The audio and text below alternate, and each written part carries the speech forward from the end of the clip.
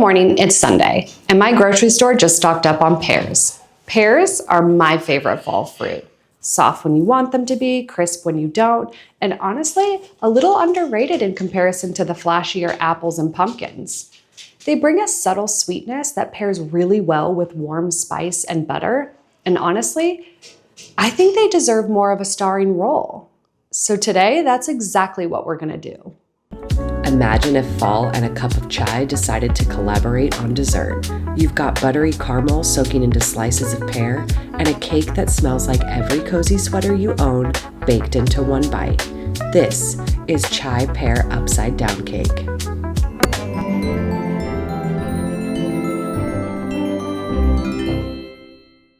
First up is our caramel layer, and we're gonna prep our pears, the star of the show.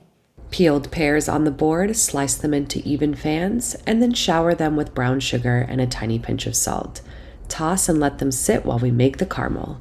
Butter goes in the saucepan with brown sugar, honey, barley malt, salt, and just a bit of lemon juice. Take it to the stove and melt until glossy and small bubbles start to appear.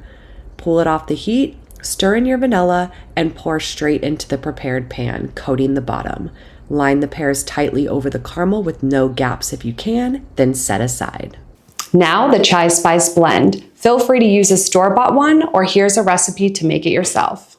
Brown the butter until it smells nutty, then weigh out about 95 grams of deliciousness and set aside to slightly cool. In a small bowl, add cinnamon, cardamom, ginger, cloves, allspice, and a tiny pinch of black pepper. Then stir until the color is uniform. Tip the spice mix into the warm brown butter and combine. Set aside to let the spices bloom.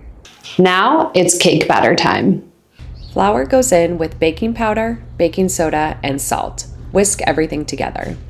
In another bowl, mix together white sugar with brown sugar and 2 eggs. Whisk until pale. Add the vanilla and then mix.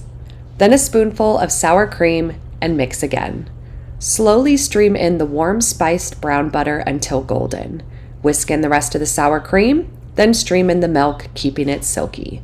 Add the dry ingredients and fold gently until no flour remains. Spoon the batter over the caramel pears, spread to level, and bake until it smells like chai heaven. Out of the oven, let it cool for 10 minutes, then prep yourself for the flip and then the ultimate reveal. This is exactly what I want from fall. Deep caramel, warm chai, a tiny hint of lemon so that it never tastes too heavy. The spices are there, but they're not shouting at you. And brown butter, it's always a must, at least in my book. Serve this warm as is, or maybe even top it with a little cloud of whipped cream, or some of my vanilla ice cream would go really great with this.